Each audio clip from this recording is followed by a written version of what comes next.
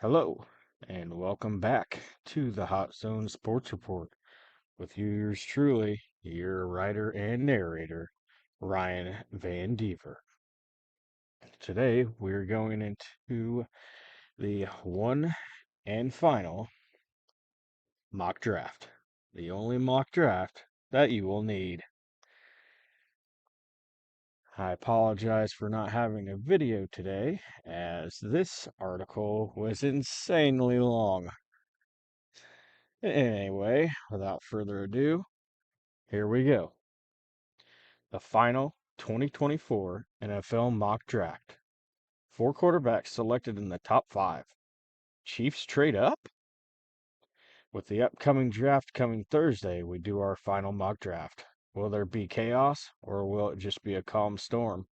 Soon, we're going to find out.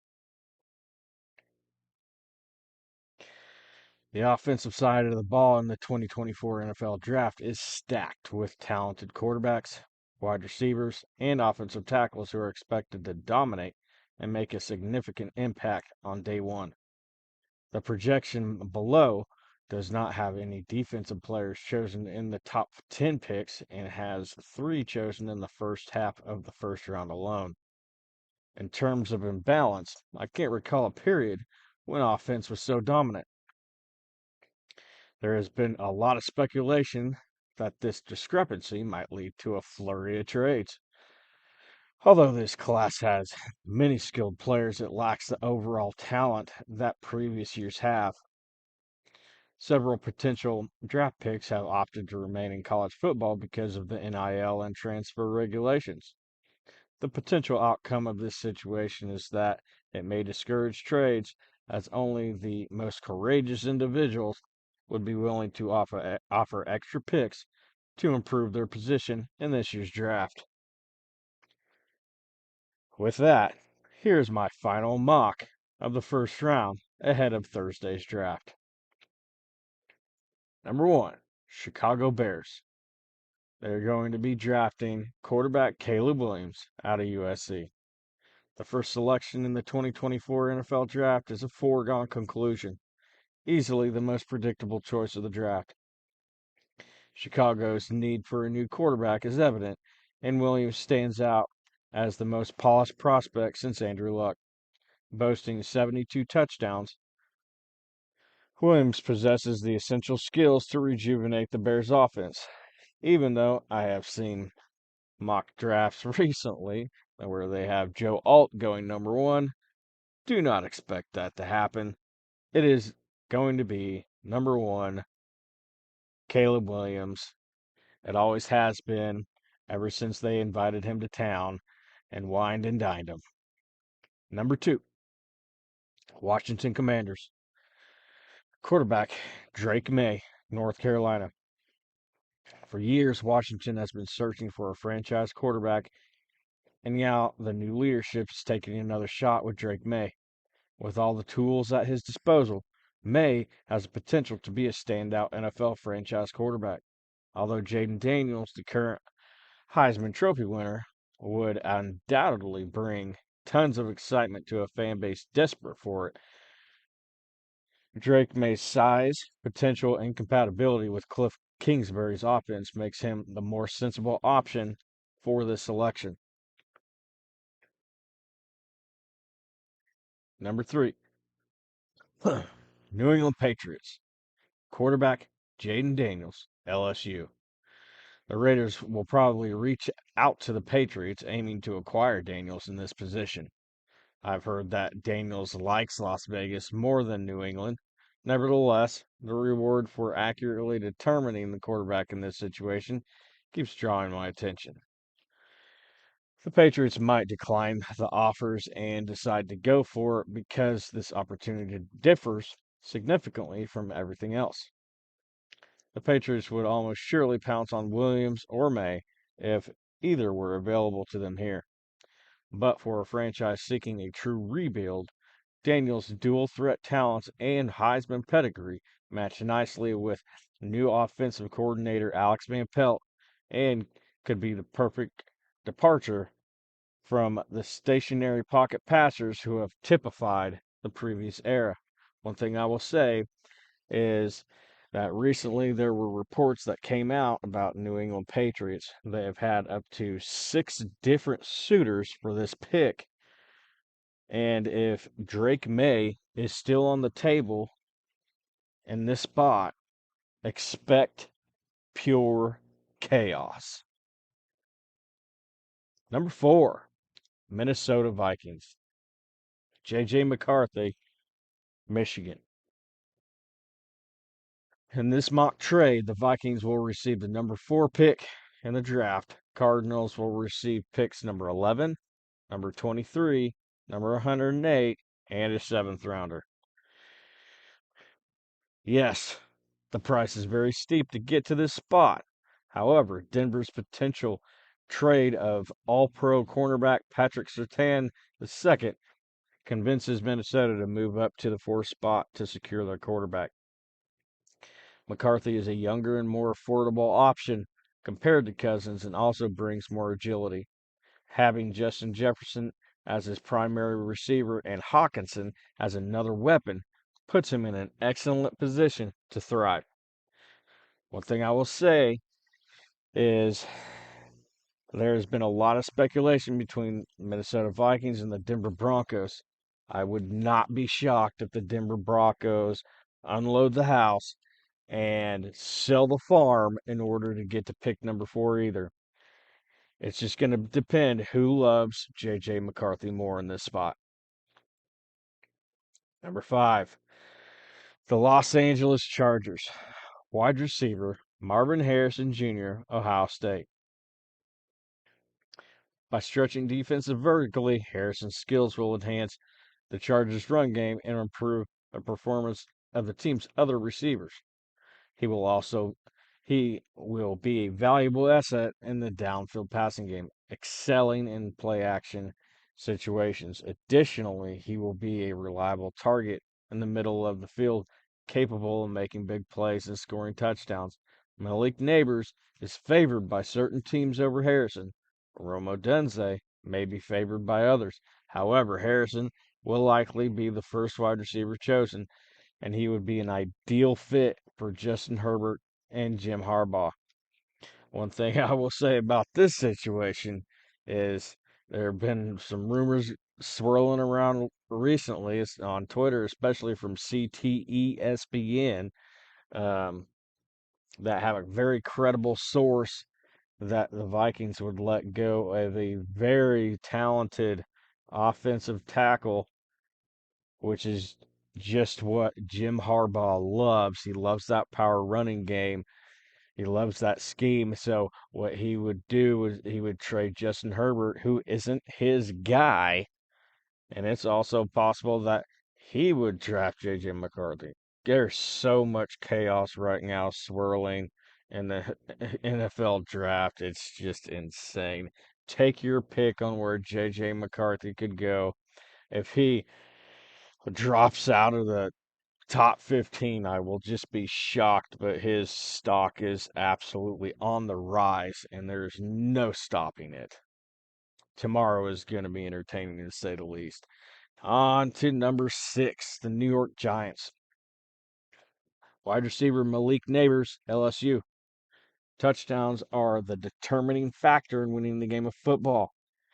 Scoring touchdowns is not a strong suit for the Giants. Over the past 3 seasons, they have consistently ranked at the bottom in terms of first quarter touchdowns. Scoring is a pressing need for New York, but the addition of Saquon Barkley to Philadelphia will further weaken their offense. To support their commitment to quarterback Daniel Jones, the Giants must enhance their lineup by adding dynamic playmakers who can create big plays. Neighbors is known for his skill in quickly catching the ball and running, and his scoring capabilities extend to all areas of the field. Neighbors will bring a much needed explosive element to New York's receiving corps, which has been lacking since Odell Beckham Jr. suffered an ankle injury in 2017. Number 7, Tennessee Titans. Offensive tackle Joe Alt, Notre Dame. Despite the opinions of others, I'm confident that this is the best choice in the draft, and I'm not wavering from it. His father, John Alt, was a former Chiefs tackle in the NFL, and he has inherited his football talent. Tennessee is in need of a left tackle. Working alongside Titans offensive line coach Bill Callahan can help Alt reach an elite status. Alt is a seamless plug and play choice at left tackle if he's available, forming a highly promising duo with Peter Skoronsky on the left side for the Titans. If he isn't there, it'll be interesting to see what the Titans end up doing. Will be a lot of players on the board, and I would not be shocked if they took Roma Denze here too and loaded up on for the wide receivers either. Or they could even take Brock Bowers, even though they already have tight ends. Brock Bowers is slotted to be an elite tight end. It's just pick your poison here. Number 8, Atlanta Falcons. Dallas Turner, edge, Alabama. An intriguing subplot in the 2024 NFL Draft will unfold when the first defensive player is chosen.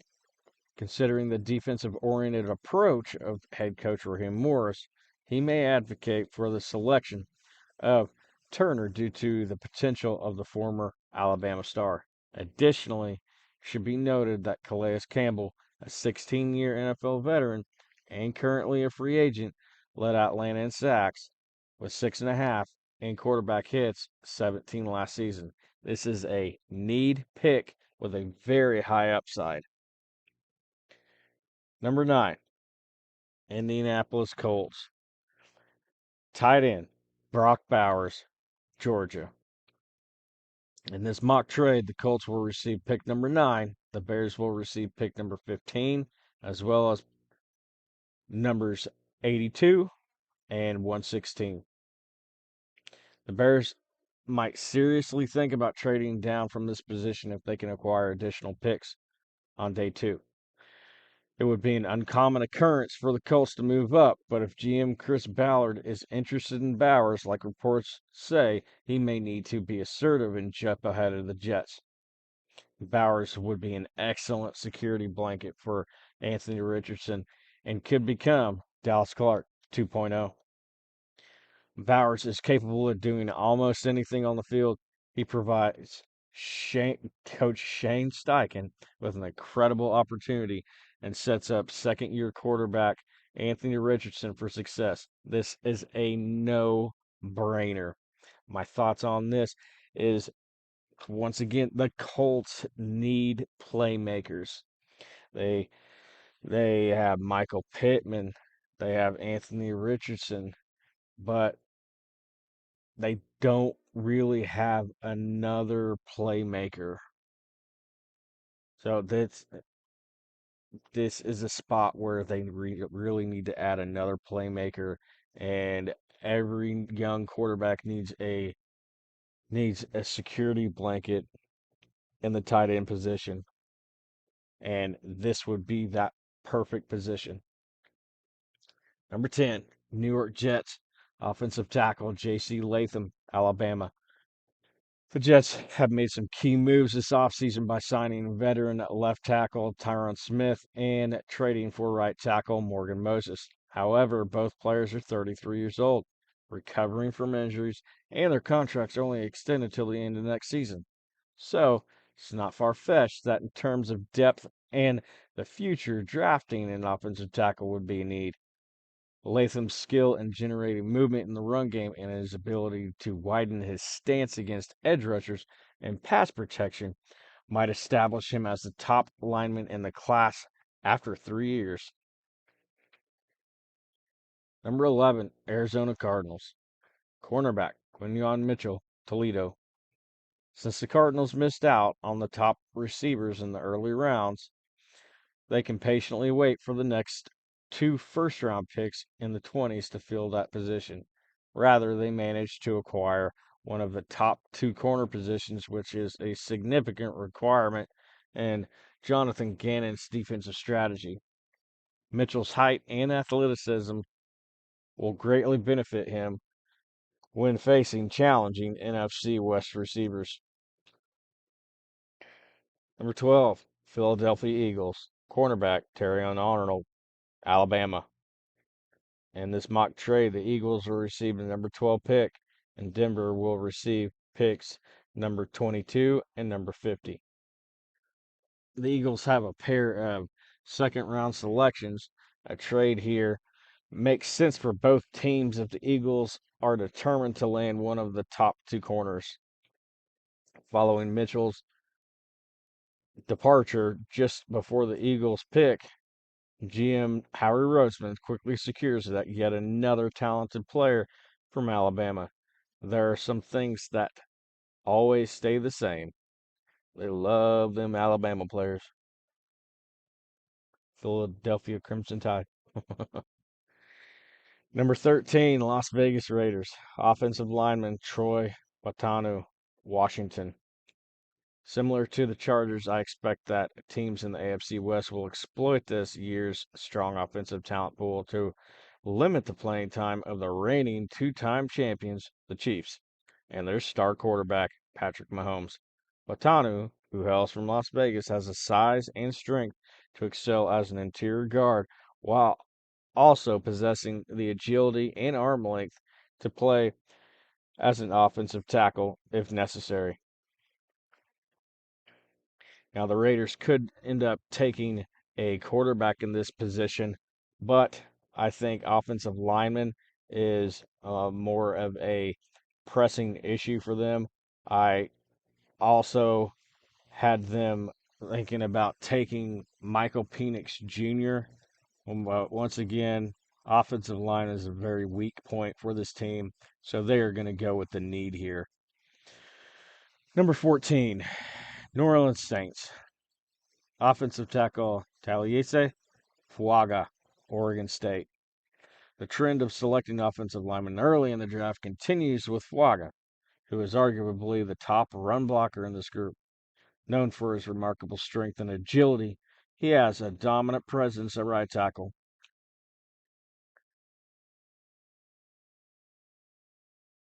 And he showcased his exceptional blocking skills at this year's Senior Bowl. Given the Saints' apprehension about Ryan Ramczak's health, acquiring Faga would be a sensible decision. The Saints are in a desperate situation when it comes to their offensive line, and I can't help but think that a trade up could be a viable solution here as well. Number 15, Chicago Bears. After they traded with the Colts, this is their pick now, and here they were going to select edge rusher Jared Verse out of Florida State. Now, I acknowledge that opting for Verse isn't very unconventional and tricky choice here. However, from what I've been hearing, the Bears will choose him if they are unable to secure a top 3 receiver. My prediction is that Chicago will opt for that route. Given the absence of Odunze, Neighbors, and Harrison in this mock, I was skeptical about Bowers joining the Bears. But now that he's unavailable, thanks to the Colts, the Bears won't have that opportunity. The defense saw a significant transformation thanks to Montez Sweat's performance last year, and by adding Verse here, Chicago hopes to improve their chances of becoming a legitimate playoff contender. Even if Bowers was available here, I don't think the Bears would take them. They already have enough weapons. They got their running backs. They got their running back set up. They got their wide receivers set up, and they have Cole Kmet in the tight end position. And I don't think they're ready to give up on him yet. Yes, you want to have multiple tight ends and all, but I just don't think that there would be enough room for the rock to move. There's just way, way too many bodies. Next up is the Seattle Seahawks. Quarterback Michael Penix Jr., Washington. This is what people refer to as fate. Geno Smith is on a 1-year, $805,000 contract. And Penix will be in the wait, learning behind Smith. For a franchise, it doesn't get much better than this situation. Many in the media view Penix as a day two selection, but league sources suggest that he will get drafted in the top half of the first round. The Southpaw is the most accurate pocket passer in this class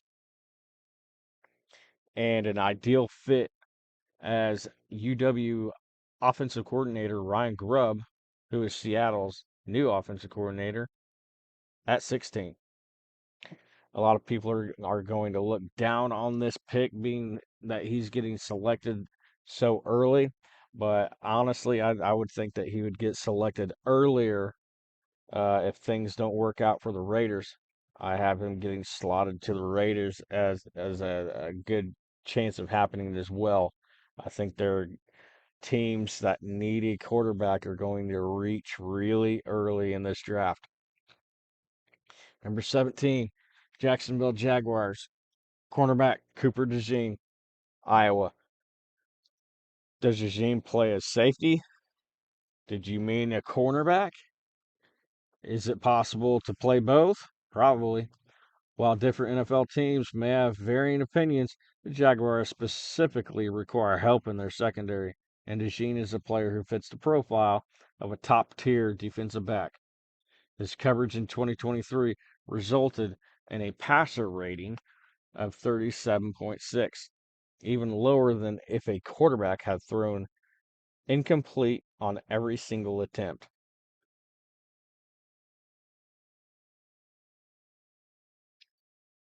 Number 18, Cincinnati Bengals.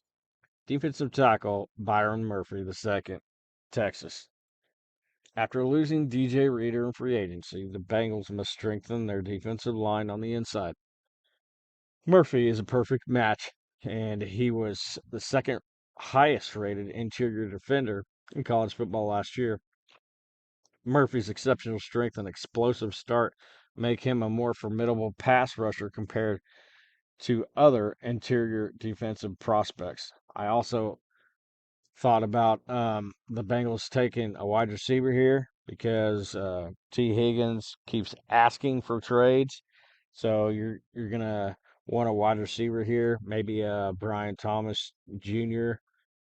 or Adonai Mitchell. Uh, those would be the players that I would think about in this position.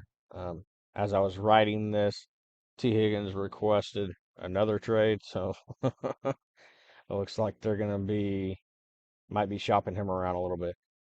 But since they didn't select a wide receiver here, we move on to number 19, the Kansas City Chiefs. They're going to select wide receiver Brian Thomas Jr. from LSU. This is in this mock trade, the Chiefs received the number 19 pick, the Rams received number 32 pick, and the number 64 pick.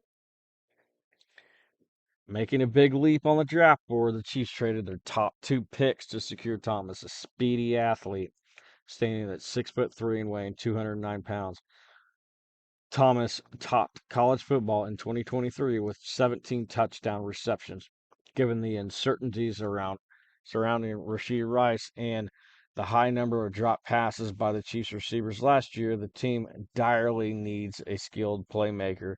In the draft, they chose a standout electric ball catcher. You may be asking yourself, why would the Chiefs draft so high? Why would they give away their top two picks? They need a playmaker badly. Travis Kelce is getting older. His production dropped down, and that was in big part because a lot of the defenses were keying in on him because between Rashee Rice and all of their wide receivers, uh, including Tony, uh, drop passes were a massive issue. If the Chiefs want to compete for another championship and three-peat, they're going to need to get that skilled playmaker, and I think they're going to want to do whatever they can to trade up and get Brian Thomas Jr. Of course, Xavier Worthy, everybody likes him, but the problem with Xavier Worthy is he's not as crisp with his routes as Brian Thomas is. Number 20, Pittsburgh Steelers, Amarius Mims, offensive tackle, Georgia. The Steelers may have made changes at quarterback with Justin Fields and Russell Wilson, but their long-standing dedication to building a strong offensive line is unlikely to waver during a draft class that is known for its exceptional linemen. Pittsburgh might be interested in bringing together Mims and his former Georgia teammate Jones, as Jones has showed enough potential as a rookie starter at right tackle last year that some think he could excel on the left side of in the long run. Number 21, Miami Dolphins. Offensive tackle. Oh boy. Alomiya Bashanu, Penn State. If the first 20 picks are dominated by quarterbacks and receivers, there's a chance that Miami could still get one of the top offensive tackles at 21. Fashanu shares similarities between Christian Darrisaw, number 23 in 2021, and Andre Dillard, number 22 in 2019, when they were entering the league. Like them, Fashanu was somewhat inexperienced in his technique and did not have the dominant collegiate season that was anticipated. On the positive side, Fashanu has the potential to be an outstanding starter. Number 22, Denver Broncos, quarterback, Bo Nix, Oregon. The general perception of Nix differs among the public. There are individuals who believe he is a good fit for Denver. There are those who doubt his level of success. The prevailing opinion is that Nix will most likely opt for round two. I agree with that sentiment. But if Penix is drafted as high as projected in this mock draft, the Broncos may be hesitant to take a chance on another team selecting Nix before them. Currently, it's challenging to accurately assess their team. However, the Broncos will find a quarterback one way or another, and I don't think they will spend too much time thinking about it.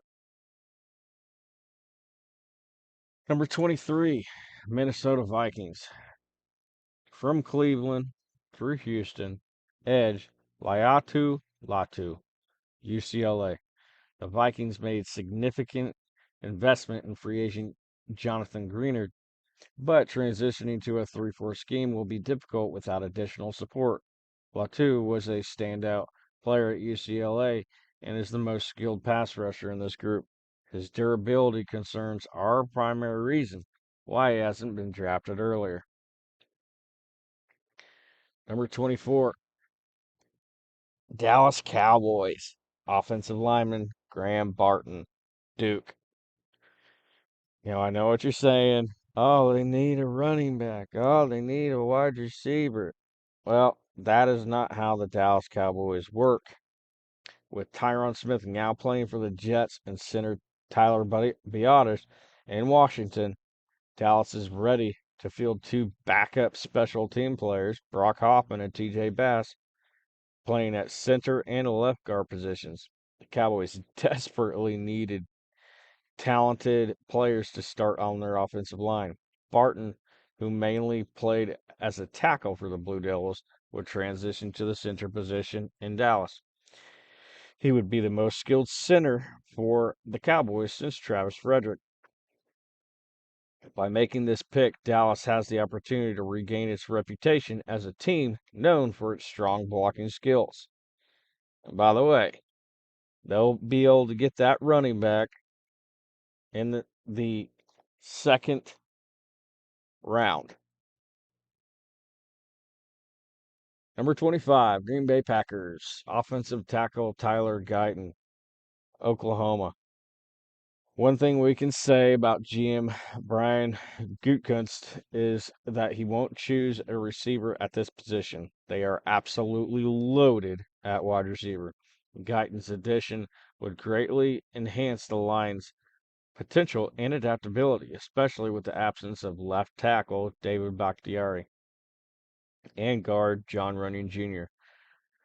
Guyton had experience playing left tackle for the Sooners, although he primarily played on the right side. In Green Bay, there are options available, including the versatile offensive tackle Zach Tom, who has experience playing on both ends of the line. Number 26, Tampa Bay Buccaneers. Edge, Chop Robinson, Penn State. Now, according to the scouts, there's a strong possibility that Robinson won't be available at the 26th pick, as he is receiving significant interest from teams in the middle of the first round. However, he is present in this situation, and the Buccaneers need to find a replacement for Shaquille Barrett on the defensive line. Robinson's first step quickness is outstanding, and he adds to his explosive nature. While he only had 4 sacks in 2023, his pressure rate of 18% would have ranked fourth in the FBS if he had met the qualifications. Robinson is a promising pass rusher who may need some time in a rotation as he continues to develop. However, his strong edge rushing abilities have the potential to challenge Tampa Bay's opponents. Number 27, Arizona Cardinals. Cornerback Nate Wiggins, Clemson. The Cardinals may consider selecting a pass rusher such as Chop Robinson, but since he's not available in this mock draft, the need for cornerback is equally significant. In contrast, Wiggins, the lively and athletic Wiggins, is the preferred choice. He has an abundance of athleticism, fearless playing style, exceptional ball tracking skills, and despite his slender build, he is not hesitant to make tackles. He is persistent and never gives up on his performances. Arizona fans can expect a more physical playing style from Wiggins, reminiscent of Dominique Rodgers-Cromartie, who was drafted by the Cardinals in the first round in 2008. Number 28, Buffalo Bills, wide receiver Adonai Mitchell, Texas. It would surprise me if the Bills didn't choose a receiver in the first round. Actually, it would shock me. It is possible that they will trade up to get one, as I have seen in multiple drafts, but given the wide range of choices, I don't think it will be necessary. At the NFL Combine, Mitchell completed the 40-yard dash in 4.34 seconds, earning him an athleticism score of 91. That is ridiculously high. This impressive performance placed him in third position among all participants. He is seen as a potential franchise-level NFL receiver, possessing the right combination of size, speed, and the ability to catch passes in any location near him. With outstanding performances in both the college football playoff semifinals for Texas and the college football playoff national championship for Georgia, he is widely regarded as the top choice for the Bills. Number 29, Detroit Lions. Defensive tackle, Johnny Newton, Illinois. If there was a cornerback here like Wiggins or DeJean, the Detroit Lions would select those up in a heartbeat. But since those cornerbacks are not available and the other cornerback that is selected in this round is Kool-Aid McKinstry, who has been injury prone, I am going with the better pick of defensive tackle Johnny Newton out of Illinois. Newton's ability to rush the passer from the interior is exceptional. It's a bit reminiscent of Gerald McCoy and Tommy Harris as he effortlessly slips past blockers and generates significant power. Adding Newton to a line that features rising star Aleem McNeil and veteran acquisition DJ Ritter from Cincinnati gives the line's formidable depth and disruptive ability between the tackles. He greatly enhances Detroit's defense, elevating Aiden Hutchinson's performance while also compensating for the weakness in the secondary and strengthening their ability to defend against more agile quarterbacks running through the middle. Number 30, Tampa Bay Buccaneers. From Baltimore, offensive lineman Jackson Powers Johnson, Oregon.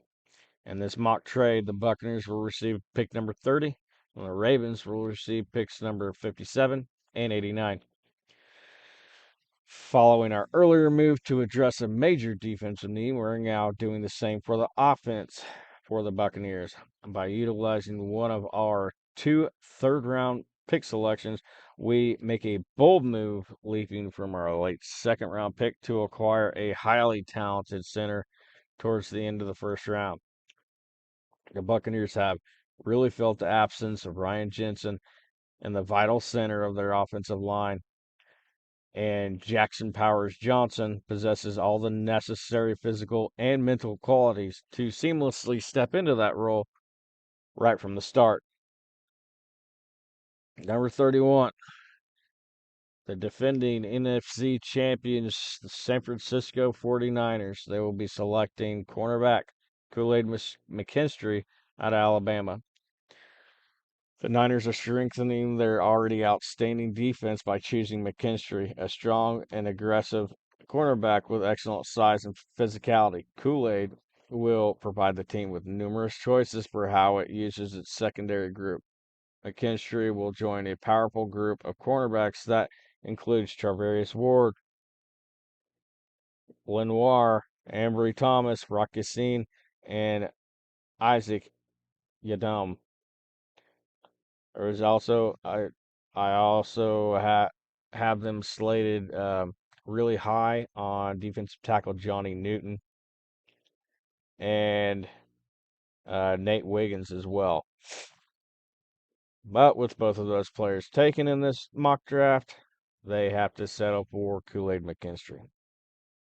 And the last pick in the first round, the Los Angeles Rams select defensive tackle Jerzon Newton, Illinois.